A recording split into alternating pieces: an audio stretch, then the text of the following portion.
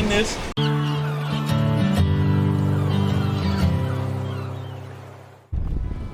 Welcome back, everyone. This week we had a full crew on Leprechaun, so I decided to take a passenger role and show you what it's like sailing in 20 knots of wind on the Corpus Christi Bay. Every time I looked at the wind instruments, it was showing a sustained 20 plus knots. I was curious, so I looked up the historical data on Weather Underground, and it shows that there was a sustained wind of 22 knots with gusts of 29.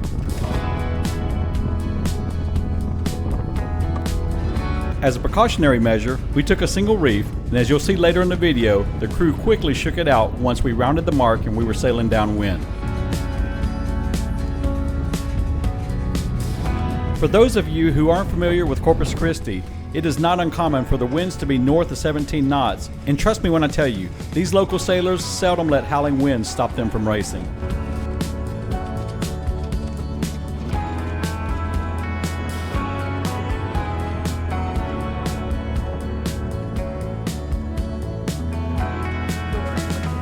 I'm still learning the rules for the Wednesday night sailboat races, but here we're waiting on the first flag, which indicates 5 minutes till our start, and we're preparing to get in sequence.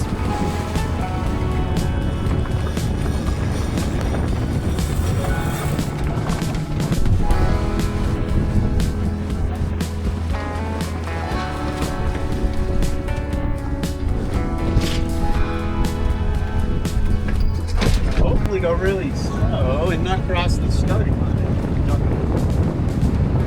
So let's see what we got. I think we got to give you room, Duck.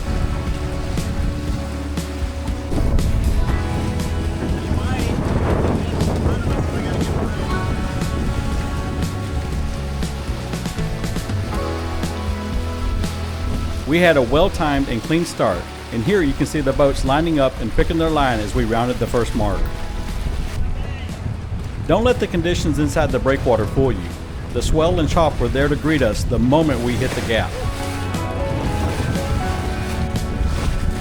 As I've mentioned before, the camera stabilizes the footage and it doesn't reflect just how much we're rolling around. Once the sails were trimmed, the crew took our place on the rail to help balance the boat.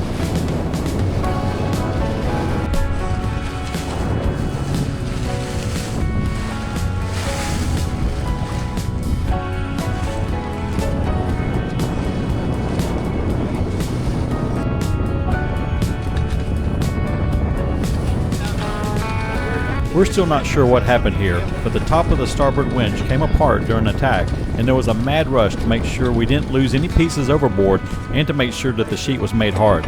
Luckily for us, there's a jam cleat just after the winch, which came in super handy.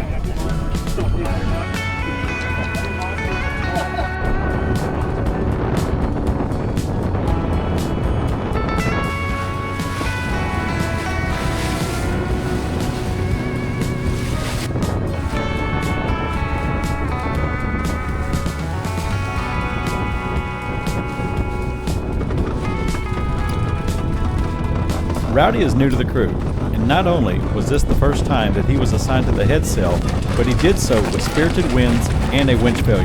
He did a great job and didn't let the conditions get to him.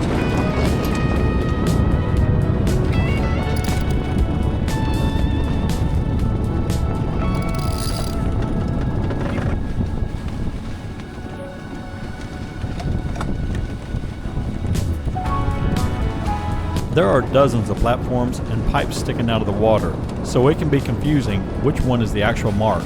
The crew keeps a watchful eye so Jim can keep us on the best line without hitting anything.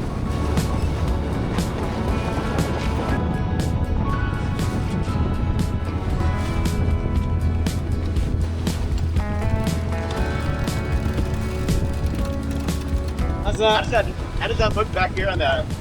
Like the lead to the tail, how does that look? It looks pretty good. Big wave. Big wave.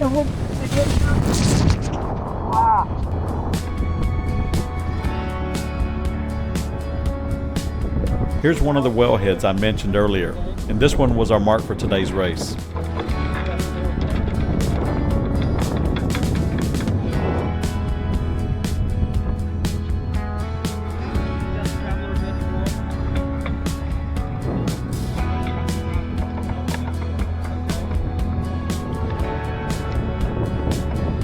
We typically gain a few boat lengths on the downwind portion by running wing on wing. Of course, that depends on the angle. Today we were on a run to the cut, so it was nearly perfect, and we made sure to shake out that reef.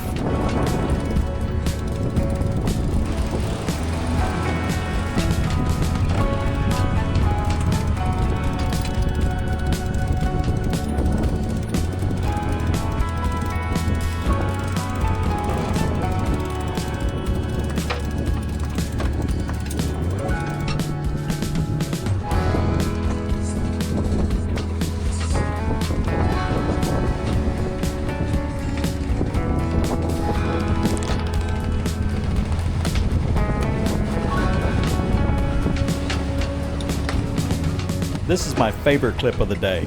I just love seeing this older full keel battle axe cutting through the water. Plus, it gives you a better idea of the wave action.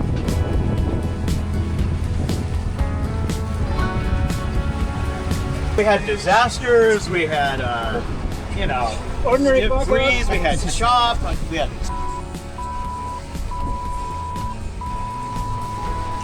Are you filming this? I have no idea what the f you're talking about.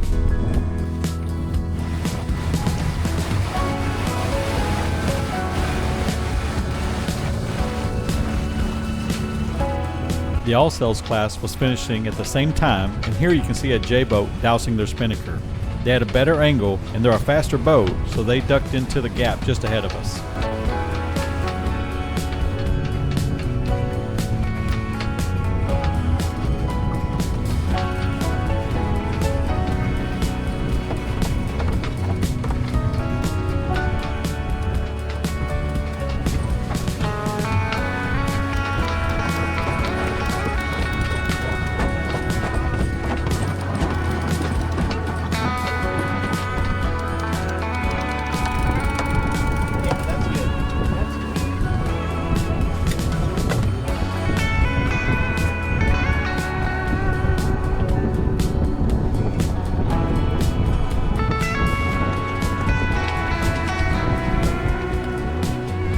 The chart plotter showed that we hit double digits at least once, and we were making great speed inside the breakwater, but we hit a lull from the bad air off an upwind boat.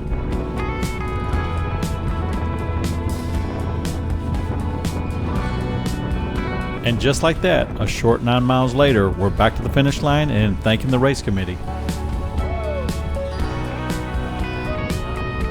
Thanks for watching to the end and following my journey one adventure at a time. If you like this video, smash the like button, subscribe to the channel, and leave a comment below. Your engagement helps the algorithm show my videos to a broader audience. That's it for this time. I'll see you next week.